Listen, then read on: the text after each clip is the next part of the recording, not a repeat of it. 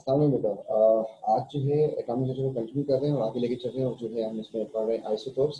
Isotopes की topic जो था ये वही चल रहा है कि जो ओलिव में आप लोगों ने किया था, उसमें जो जो चीज़ें जिस लिहाज से पूछी जा सकती हैं थोड़ी सी हाथ में जिस तरीके से आती जा रही है उसको बताते जा रहे हैं आपको। तो आइसोटोप जो है इसकी डेफिनेशन जो है आपके पास ओलिव में 2 मार्क की थी, यहाँ पे भी 2 या 3 मार्क की आ सकती है। अभी भी चीज़ है, मैं आपके पास अभी दिखा दूंगा आपको। तो 2 या 3 मार्क की डेफिनेशन आ सकती है। तो आप याद रखिएगा कि जब भी आप आइसोटोप को डिफाइन करें, आई नो कि आपको आती होगी डेफिनेशन इसकी, तो आप ये बात का ख्याल कर लें कंफर्म कि आपको पूरा जो आइसोटोप्स के लिए पूरा पेन आपको डिस्क्राइब करना है। ये पूरी बात लिखनी है, मतलब प्रोटॉन कितने, इलेक्ट्रॉन कितने, न्यूट्रॉन कितने। तो यहाँ पर इसका जो बच्चे जो लिखते हैं, सब बच्चों को पता है कि same number of proton and electron but different number of neutron. तो इसका जो स्टेम था स्टार्ट करने के लिए वो ये बात बच्चा भूल जाता है। तो atom of the same element, ये लास्ट में लिख लीजिएगा पहले शुरू में कि atom of the same element, किसी एक ही एलिमेंट के एटम्स हैं। मतलब उसका ये बात उससे भी ऑब्वियस हो रही है कि अगर एलिमेंट एक है तो उसका एटॉमिक नंबर फिक्स होगा। एटॉमिक नंबर फिक्स होने का मतलब हुआ कि उसके प्रोटॉन और इलेक्ट्रॉन फिक्स होगा। तो having same number of proton लिखा, फिर हमने लिखा same number of electrons, and फिर लिखा हमने तीसरी बात कि डिफरेंट नंबर ऑफ न्यूट्रॉन। लेकिन चाहे डेफिनेशन 1 मार्क की आती है, चाहे 2 मार्क की आए, चाहे 3 मार्क की आए, तो आप लोगों को इसमें कुछ नहीं करना। कोई बच्चा ये बात ना लिखे कि particle with different number of neutrons. तो particle with different number of neutrons तो बहुत सारे हो सकते हैं। मैं अगर यहाँ पे लिख देता हूँ आयरन को, ये मैंने लिखा आयरन, यहाँ पे लिख दिया सोडियम, तो इसमें भी तो डिफरेंट ही होंगे, 26 एंड 11 एंड इस तरीके से 56 एंड 23। तो इसमें जो न्यूट्रॉन की नंबर बन रहा है दैट इज 30, जबकि इसमें बन रहा है 12। तो इन दोनों में न्यूट्रॉन तो डिफरेंट हो गए, क्या ये आइसोटोप? आइसोटोप तो नहीं है। तो इसलिए आप जो है ऐसी बात नहीं करनी, कम से कम आपको ये लिखना है कि same number of proton, same number of electrons but different number of neutron. तो आपको तीनों बातें बतानी। Isotopes of elements show similar chemical reaction. Isotope की केमिकल प्रॉपर्टीज जो हैं वो सिमिलर होती हैं। उसकी वजह क्या है कि केमिकल रिएक्शंस जो हैं उसका रिस्पॉन्सिबल पार्टिकल कौन सा होता है? उसका रिस्पॉन्सिबल पार्टिकल जो है इलेक्ट्रॉन्स होता है। तो अगर उसके इलेक्ट्रॉन सेम है, ऊपर लिखा है कि सेम नंबर ऑफ इलेक्ट्रॉन्स होते हैं इनमें, तो इसलिए उसकी केमिकल प्रॉपर्टीज सेम होगी, same electrons. Physical properties different हो जाएंगी कि उनका मास जो है चेंज हो जाएगा न्यूट्रॉन की वजह से। इसके बाद जो है परसेंटेज और proportion of each isotope is fixed in the nature. तो अगर आप जो है फॉर एग्जांपल आपको 100 पार्टिकल्स देते हैं हम क्लोरीन के, आप जो है दुनिया के किसी भी कॉर्नर से उसको लेके आए, चाहे आप पाकिस्तान से, श्रीलंका से, अमेरिका से, कहीं से भी कलेक्शन करते हैं या आप प्रोड्यूस करवाते हैं, तो ये बात फिक्स है। बनाने वाले ने, क्रिएटर ने हर एलिमेंट का जो आइसोटोप बनाया उसका प्रोपोर्शन फिक्स किया हुआ है। मतलब फॉर एग्जाम्पल आपने 4 पार्टिकल उठाए क्लोरीन के, उनमें से 3 35 वाले होंगे और एक जो है 37 वाला होगा। तो 2 उसके आइसोटोप्स हैं। तो इस तरीके से सोडियम के अगर 4 आइसोटोप्स हैं तो उनकी जो परसेंटेज होगी आउट ऑफ 100 या आउट ऑफ 10 जो भी है वो प्रोपोर्शन फिक्स रहता है। ठीक है, तो फिक्स्ड इन नेचर होता है। इसके बाद some of the isotopes are radioactive in nature. कुछ आइसोटोप्स जो है रेडियो एक्टिव होते हैं। उसकी वजह क्या होती है कि उनका जो एटॉमिक नंबर है वो बहुत बढ़ जाता होगा, उसमें जो है न्यूक्लियस अनस्टेबल होगा जो ब्रेक डाउन भी जाएगा, इसकी वजह से रेडिएशन निकलती है। सबसे पहले हमारे पास सारा आइसोटोप्स ऑफ हाइड्रोजन। तो आइसोटोप्स ऑफ हाइड्रोजन में हमें क्या क्या चीज़ें याद रखनी है। नंबर 1, ये एक नॉर्मल हाइड्रोजन है जिसको हम H से ही रिप्रेजेंट करते हैं, इसके लिए हम लिखते हैं H। ठीक है जी। दूसरा जिसका आइसोटोप है उसको हम कहते हैं ड्यूटियम। तो ड्यूटियम जो है इसको हम अब D लिखेंगे। इस तरीके से ट्रीटियम के लिए जो है हम लिखेंगे यहाँ पर T। अब जो है इसका एटॉमिक नंबर 1 है, इसका भी 1 है और इसका भी 1। अब इसमें जो है कोई न्यूट्रॉन नहीं है, इसका मास नंबर भी 1 बन रहा है। इसमें मास नंबर हो गया 2, क्योंकि न्यूक्लियस के अंदर 2 पार्टिकल्स हैं, इसमें 3 हो गया। यही बात जो है आप लोगों ने मतलब इस तरीके से भी पढ़ाई जाती है ओ लेवल्स में, और कुछ जगहों पे कुछ टीचर्स ऐसे भी पढ़ा देते हैं, मैं भी पढ़ा देता हूँ इस तरीके से कि इसको हम H कहते हैं, वहाँ पर इसको भी H कह देते हैं, इसको भी H कह देते हैं, लेकिन साथ एक चीज़ लगाते हैं कि इधर लिखते हैं 1, इधर लिखते हैं 1, इधर लिखते हैं 1, और यहाँ पर लगाते हैं 1 और फिर 2 और फिर 3 और फिर हम कहते हैं आइसोटोप्स। तो अब से जो है आपको ये नहीं लिखना, बल्कि आपको इन चीज़ों को रिकग्नाइज रखना है कि ड्यूटियम के लिए D यूज़ होगा और ट्रीटियम के लिए T यूज़ होगा। ठीक है, तो अब इसमें इलेक्ट्रॉन प्रोटॉन न्यूट्रॉन कितने कितने होंगे तो आपके सामने ऑब्वियस है। और आप जो है अगर मैं इस तरीके से भी आपको लिख के दे देता तो आप इससे भी इलेक्ट्रॉन्स कितने होंगे, प्रोटॉन्स कितने होंगे, न्यूट्रॉन एटॉमिक स्ट्रक्चर आप लोग लिख सकते थे। परसेंटेज जो इसकी वो वैसे आपको बता दी है, लेकिन ये आपको कोई याद वाद नहीं करना इसकी परसेंटेज। ठीक है जी। तो आइसोटोप्स हाइड्रोजन के 3 होते हैं। अब इस 3 आइसोटोप्स की बेस के ऊपर जो है हमें देखना है कि हमसे पूछा क्या जा सकता है। तो हमसे पहली जो बात पूछी जा सकती है उस पर हम लगाते हैं। द फर्स्ट थिंग, तो कहते हैं में से कौन सा फार्मूला करेक्ट है। अब इसमें मसला कहाँ पे आ रहा है? मसला आ रहा है इस बात के ऊपर कि डी जिंदगी में पहली दफा देख रहा हूँ, इस तरीके से डी आ रहा है, फिर टी आ रहा है, इन चीजों को मैं पहली दफा देख रहा हूँ। एच को मैं जानता हूँ, एच सही है। तो ऐसी चीजें जो हमने पहली दफा देखी हैं वो सिंपल चेंज कर दिया उसने, हाइड्रोजन की जगह पे ये लेके आया। हमें पहले बात पता हो कि डी किसका आइसोटोप है, तो हमें चेक करने में फार्मूला कौन सा है। तो अब मैं अगर डी को नहीं जानता, यही परेशानी है, इसको सॉर्ट आउट करने का ये तरीका है कि डी को नहीं जानता मैं, डी का ये तो पता ना किसका आइसोटोप है, हाइड्रोजन का। तो हमें लिखना है कि H3O। क्या H3O होता है? नहीं, बल्कि क्या होता है, H2O होता है। इसलिए अगर ये बात गलत है तो फिर ये बात भी गलत है। इस तरीके से नेक्स्ट वाले में आते हैं। हमें देखना है कि क्या NH4Cl होता है। जी बिल्कुल होता है। तो डी की जगह पे हमने ये लिखा, ये सही है तो फिर ये भी सही है। नेक्स्ट वाले में आते हैं, NT लिखा है तो टी एच की जगह पे था, क्या NH3Cl होता है? नहीं होता, क्योंकि NH3 तो इंडिपेंडेंट गैस होती है, अमोनियम। अमोनियम क्लोराइड होता है, अमोनिया क्लोराइड नहीं होता। दिस इज रॉन्ग, तो फिर ये भी रॉन्ग हो गया। तो आपने करना है कि हम टी और डी की जगह पे एच को रिप्लेस करके आप उसको चेक करते जाएं। अब इसमें बताएं फार्मूला में क्या मसला है। इसमें एक्चुअली तो फार्मूला शुड बी CaNOH। इसका चार्ज वेलोसिटी 1, इसका चार्ज वेलोसिटी 2 होती है। अगर इसको हम सॉल्व करें तो इसका फार्मूला बन जाएगा हमारे पास, actually it should be calcium hydroxide this way. तो ऐसा होना चाहिए था इसको, लेकिन दिस इज करेक्ट, तो फिर ये गलत है। ठीक है, फार्मूला से गलत लिखा हुआ है, इसका फार्मूला CaOH ट्वाइस होना चाहिए था।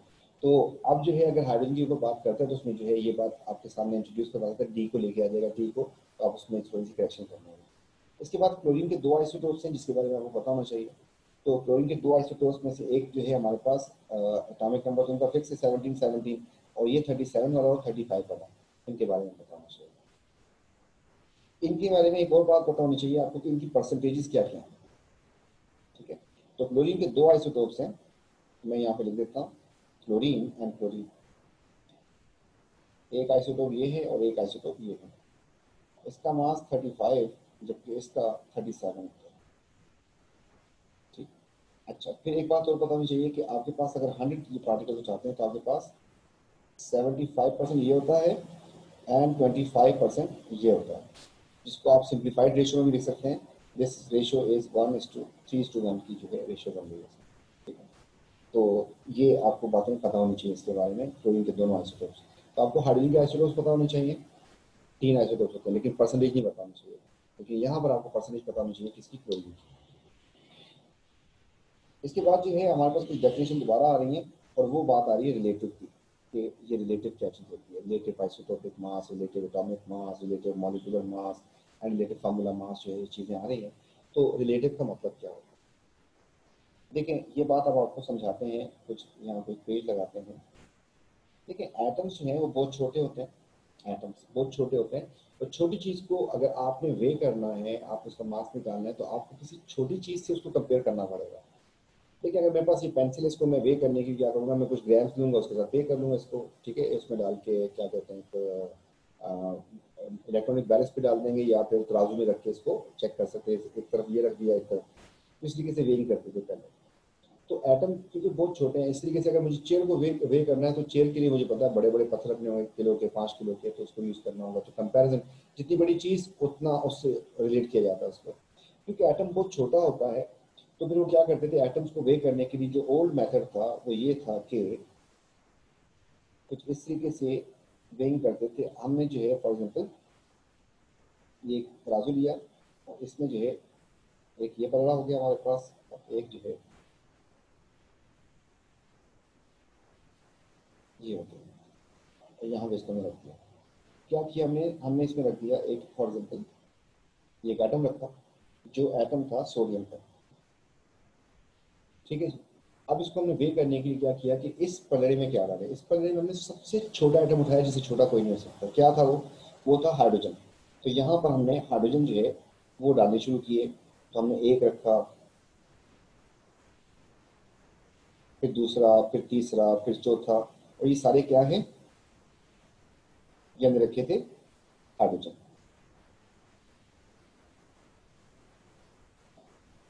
ठीक है जी।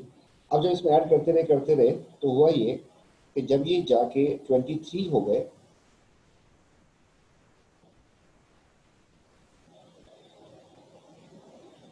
जब ये जाके 23 हुए तो हमने क्या, ये दोनों बराबर हो गए और हमने कहा कि फिर सोडियम को साइड पे किया और हमने जो है इसको लिख दिया, सोडियम के सेल पे लिख दिया कि सोडियम का मास जो है कितना है, 23 है।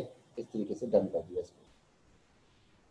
फिर इस तरीके से बाकी आइटम्स के साथ भी ये काम करते रहे। जो है मैंने यहाँ पर फॉर एग्जाम्पल इसको चेंज कर देता हूँ, मैं यहाँ से डायग्राम कॉपी किया मैंने और जो है यहाँ पर पेस्ट कर देते हैं इसको। अब सेकंड एक आइटम मैंने उठाया यहाँ पे जिसको मैं चाह रहा हूँ कि मैं उसका भी मास निकालूं और जो है मैंने कुछ इस तरीके से काम किया कि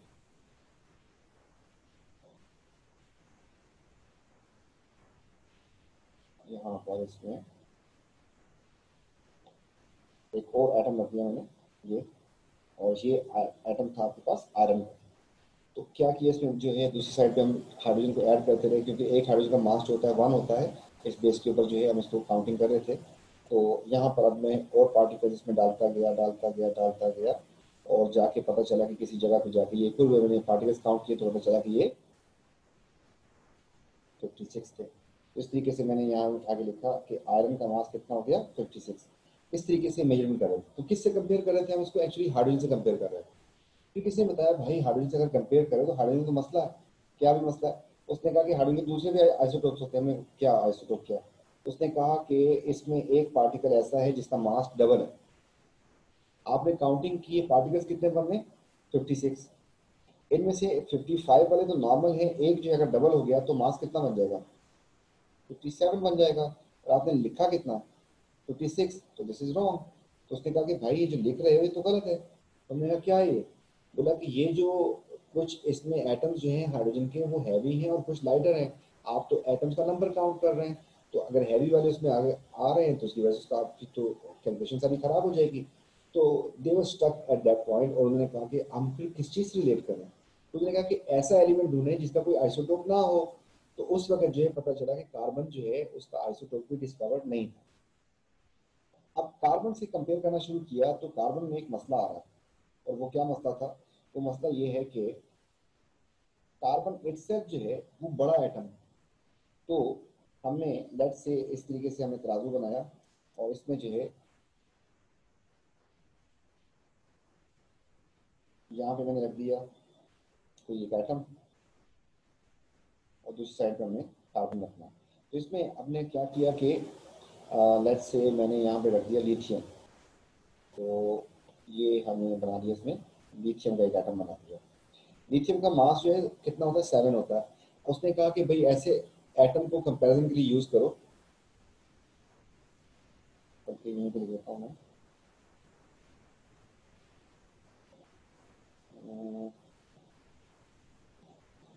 चलो तो उठा लेते हैं, कौन सा ये हो सकता है इससे, कुछ नहीं हुआ, आर एल पहुंचा। अब हमने क्या किया कि इसमें हमने किस चीज़ को रोज करना शुरू किया, कार्बन को। अब कार्बन जो है उसका मास कितना होता है, कार्बन का मास होता है 12। तो जब मैं इधर से इनको ऐड करता गया, अब ये बड़े साइज के एटम्स थे तो ये कार्बन, तो इसको ऐड करता गया तो पता ये चला कि मसला यह है कि इसलिए कभी बराबर नहीं हो सकते। ठीक है। इसलिए जो है इसकी एग्जाम्पल में थोड़ी सी चेंज कर देता हूँ ताकि बात समझने में थोड़ा आसानी हो जाए। यहाँ पर लेट से मैंने लिथियम रख दिया और जैसे ही इसमें कार्बन रखूंगा तो कार्बन का मास क्योंकि 12 होता है, लिथियम का मास 7 होता है जबकि कार्बन का मास 12 होता है। तो फौरी तौर पे जैसे इसमें कार्बन का एक पत्थर रखा तो ये नीचे आ जाएगा और ये ऊपर चला जाएगा। और ये कभी इक्वल हो नहीं सकते, कभी इक्वल ही नहीं हो सकते। तो जब इक्वल नहीं हो सकते तो फिर इसको मैं स्टैंड कैसे मान लूँ? क्योंकि मेरे पास तो एटम सारे के सारे वो 12 पे तो डिवाइड नहीं होते, 12 से मल्टीप्लाई तो नहीं हो रहे थे। सब मास डिफरेंट है, 1 वाला भी होता है, 2 वाला भी होता है, 9 वाला भी होता है, 11 वाला भी होता है, 13 वाला, 14 सब होता है। तो इसलिए जो है कार्बन जो है उसको चूज तो कर लिया। चूज इसलिए किया कार्बन को, किस लिए? क्योंकि उसमें आइसोटोप उस वक्त तक कोई डिस्कवर नहीं था।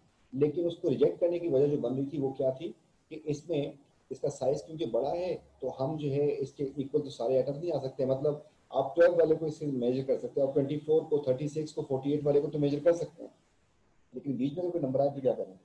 तो इन्होंने क्या किया, इस कार्बन का जो एटम था, ये कार्बन का जो एटम था, इसके बारे में मास इसका जो कंसीडर था वो था आपके पास 12। तो ये था आपके पास कार्बन। तो क्या किया उन्होंने, इसके 12 टुकड़े कर दिए। इसके अगर मैं 12 पीसेस कर दूं तो 3, तो इसको हमने डिवाइड कर दिया 12 पार्टिकल्स में।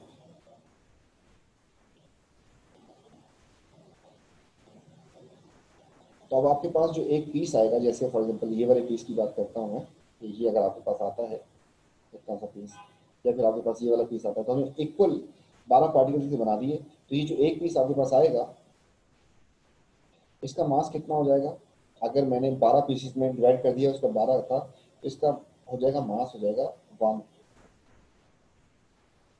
क्यों 1 हुआ, क्योंकि 12 उसका एक्चुअल मास था और आपने 12 पीसेस में डिवाइड कर दिया इसको, तो इसकी वजह से मास बन जाएगा 1।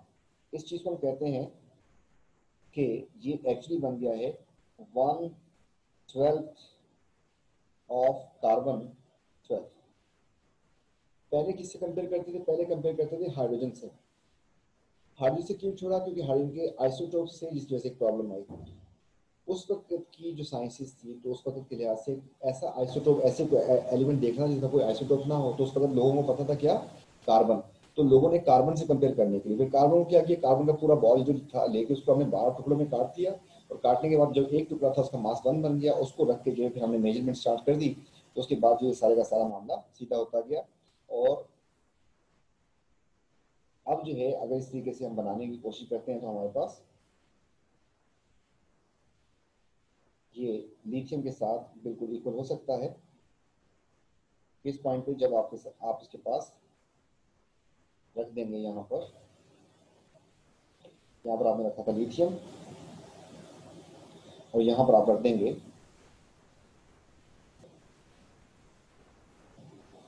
1, 2, 3,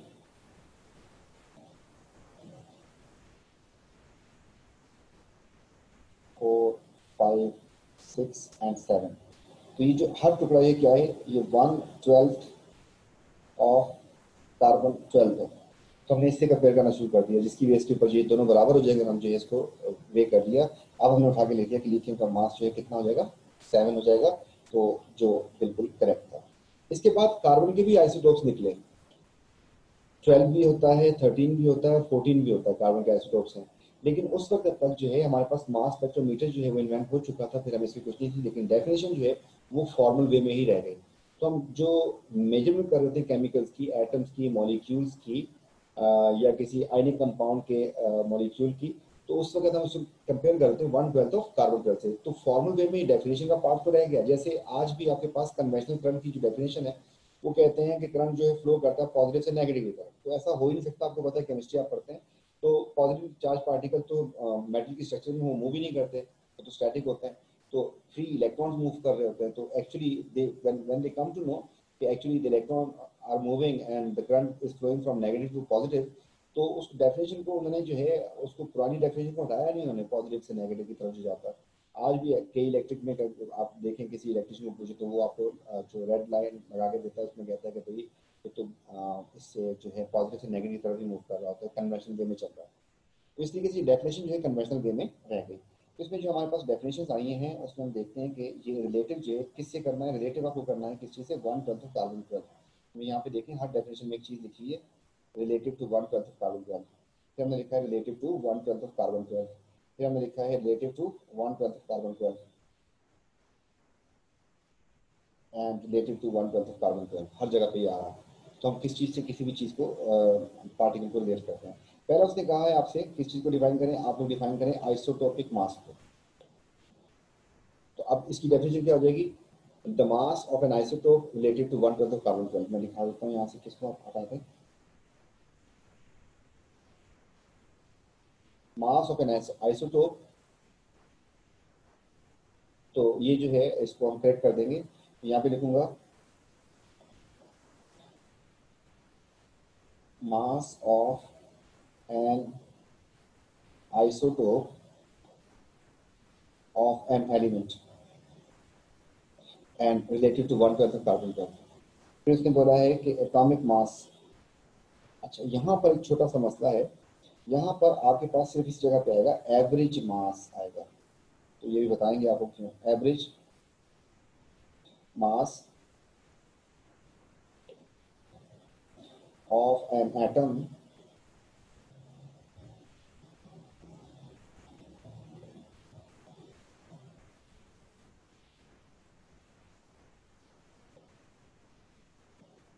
from its isotopes and फिर फाइनली लिखेंगे relative to 1/12 ऑफ कार्बन 12। ठीक है जी। तो यहाँ पर असल में आपके पास ये वाली डेफिनेशन 3 मार्क की हो जाती है। तो ये वाली बात जो है मैं भी हाईलाइट करता हूँ कि एवरेज का वर्ड यहाँ पे क्यों यूज किया। बाकी जो है किसी भी डेफिनेशन में मॉलिक्यूल मास की बात की तो the mass of molecule related to 1/12 of carbon 12। Formula क्योंकि मॉलिक्यूल का टर्म सिर्फ कोवेलेंट के लिए चलता है, तो आयनिक कंपाउंड जो होते हैं उनके लिए हम कहते हैं जो आयनिक कंपाउंड का जो मास होगा that related to 1/12 of carbon 12 जो है उसमें चाहिए। आपके पास ये वाली डेफिनेशन जब भी आएगी कोई भी, ये 2 मार्क की होगी, 2 मार्क की होगी, ये भी 2 मार्क की होगी, ये भी 2 मार्क की होगी, और इस डेफिनेशन के 3 मार्क के आने के चांसेस है। बल्कि इन सारी डेफिनेशन में सबसे ज़्यादा चांसेस जो हैं इसी के हैं रिलेटेड एटॉमिक मास। ये कैसे निकाला करते थे, ये आप लोगों को अगर याद है तो ठीक है, नहीं तो आपको दिखा देता हूँ कि कैसे इसको निकाला करते थे। ठीक है, इसको हम निकालते थे कुछ इस तरीके से, रिलेटिव एटॉमिक मास जिसको हम कहते हैं AR। इसका फार्मूला होता था हमारे पास isotope A into its percentage plus isotope B into its percentage, and अगर इससे ज़्यादा भी आइसोटोप्स हों तो वो भी लगा देंगे इसमें, और फिर हम डिवाइड कर देते किस चीज़ से, 100 से। ये सब निकाला करते थे। तो पहले एग्जांपल जो है मैं अगर क्लोरीन के लिए अप्लाई करता हूँ तो क्लोरीन का जो 35.5 क्यों आता था, एक उसका आइसोटोप था 35 वाला, जबकि दूसरा जो आइसोटोप था वो 37 वाला था। अब 35 वाले जो थे वो आपके पास 75% थी, जबकि इसकी परसेंटेज जो थी 25 थी। अब परसेंटेजेस जो हैं, इसकी 25 थी, इसकी 75 थी, इसलिए हम इसको डिवाइड कर देंगे किससे, 100 से, जिसकी बेस के ऊपर हमारे पास इसका आंसर आ जाएगा दैट इज 35.5। ऐसे आया करता था। अब आप लोग ए लेवल में आ गए, बड़े हो गए। ठीक है, अब मैं आपके पास ये जरूरी नहीं परसेंटेज में दे क्वेश्चन, और वो जो है किसी नंबर में भी दे सकता है। फॉर एग्जाम्पल अगर मैं आपसे कहता हूँ ये एक एवरेज है, एवरेज किया है, कैसे एवरेज कैसे करते हैं। अगर मैं आपसे कहता हूँ कि ये पाउच जो है इसका मास जो है 10 ग्राम है, इसका मास जो है 50 ग्राम है, तो 10 एंड 50 दोनों मिला दें कितना बन जाएगा, 60। एवरेज क्या बना इनका, 30। 30 मास ना तो इसका है ना इसका। ठीक है, तो ये 15 का है और ये 10 का, तो इनका एवरेज बन जाएगा 30। तो अगर मैं इसको सॉल्व करने की कोशिश करता हूँ तो मैंने लिखा है इसको कि 50 मास इसका था एंड 10 मास इसका था। आपने इसका 30 यहाँ से कैसे निकाला, ऐसे निकाला है कि आपने कहा कि एक पार्टिकल इसका था और एक पार्टिकल इसका था, तो आपने डिवाइड किससे किया, 2 से।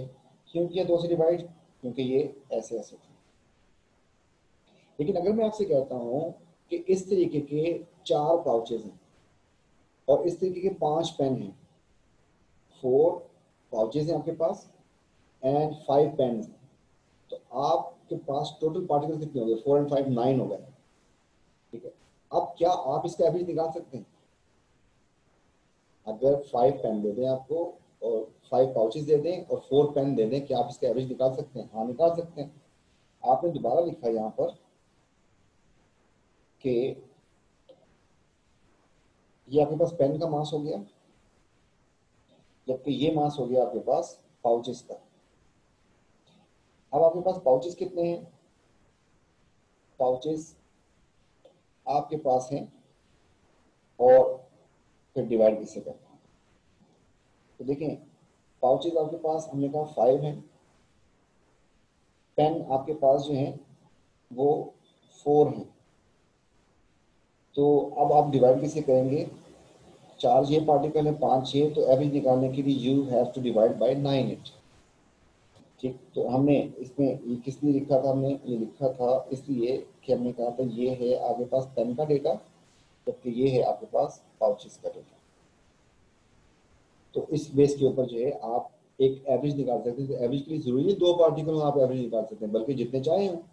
आपके पास तीसरा भी पार्टिकल आ जाए इसके साथ साथ जो है, मैं कोई और चीज़ जो है इसमें माइक ऐड कर देता, तो उसका मास जो है वो भी आप रखते हैं, 2 हो 4 हो 6 हो, तो इस बेस के ऊपर ये काम चल रहा था। इसलिए क्योंकि अब आपसे वो जो क्वेश्चन करता है वो थोड़ी सी अलग करता है। वो आपसे कहता है कि क्वेश्चन होगा आपके पास, find AR of X if it has 2 isotopes X20 and X22 with ratio of 4:3। तो आपके पास फार्मूला तो वही है, आपका जो फार्मूला है वो सॉल्यूशन में लिखता हूँ मैं। क्या था, इसको निकालने के लिए आप लोग लिखा करते थे आइसोटोप और फिर आइसोटोप बी, आइसोटोप ए, फिर आइसोटोप बी इनटू इसकी परसेंटेज एंड इसकी परसेंटेज। देखिए अगर आउट ऑफ 100 बात हो रही है तो परसेंटेज है, तो ये तो 100 नहीं है, तो दोनों मिला के कितना बन रहा है, 7 बन रहा है आपके पास। इस और इसको डिवाइड कैसे करते थे हम, 100 से डिवाइड करते थे। और 100 से डिवाइड करने की जो वजह थी वो क्या थी कि इस परसेंटेज और इस परसेंटेज का जो सम बनेगा वो 100 ही बनेगा, दोनों परसेंटेज मिला के। लेकिन अब अगर ये क्वेश्चन चेंज होता है, आपके पास इस तरीके से डेटा आ जाता है, तो आप लोग समझदार हो गए हैं। आपके पास 2 आइसोटोप थे, एक का मास था 20 जबकि एक का मास था 22, और डिवाइड करना है आपको और 2 नंबर लिखने। तो आपको ये देखना था ये कितने पार्टिकल्स हैं, तो आपके पास ये वाले जो पार्टिकल कम है 20 वाले, कितने बता रहा है वो, 20 वाले बता रहा है 4 पार्टिकल्स हैं, जबकि ये वाले पार्टिकल्स 3 हैं। आप डिवाइड किससे करेंगे, तो डिवाइड करेंगे आप 4 + 3 कितना हो गया 7 से डिवाइड करेंगे, तो आपके पास जो है इसका आंसर आ जाएगा। ठीक, तो इस बेस के ऊपर जो है कुछ क्वेश्चन हैं आपके पास, वो मैं आपको दिखाता हूँ, तो वो आपको आने चाहिए। ये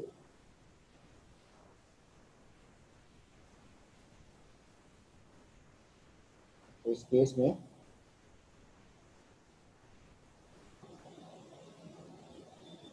ये वाला सिंपल हो जाएगा आपसे आराम से। ठीक है, 75-25 वाला। अब जो है आपके पास ये वाला जो आ रहा है क्वेश्चन, तो ये क्वेश्चन जो है मैं आपको नोट्स पर सेंड करूंगा, पहले आप लोग इसको अटेम्प्ट कीजिएगा, फिर इंशाल्लाह जो है हम इसको सॉल्व करेंगे। ठीक है, तो आपके पास यहाँ पे 2 क्वेश्चन आ रहे हैं, इसको हम रिमूव कर देते हैं। इनमें से एक जो है वो आपसे कह रहा है कि कुछ इस तरीके से करना है आपको, तो क्लोरीन के 2 आइसोटोप्स हैं, रिलेटिव अबंडेंस बता रहा है 3:1 की है, कैलकुलेट AR निकाल दो।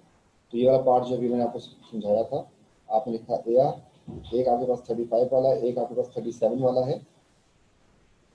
अब जो है आपके पास रेशियो जो है वो बता रहा है 3:1 की, तो आप इधर लिखें 3, इधर लिखें 1, और डिवाइड करेंगे। अब आप 3 ये हैं, एक ये, तो 4 से आपके पास आंसर आ जाएगा इसका। ठीक है, तो इसके बाद जो है दूसरा क्वेश्चन जो है बोरोन के 2 आइसोटोप्स वाला क्वेश्चन आपको अटेम्प्ट करना है, तो इंशाल्लाह इसको नेक्स्ट क्लास में जो है यही से स्टार्ट करेंगे, इसको डिस्कस करेंगे। थैंक यू, टेक केयर, अल्लाह हाफिज़।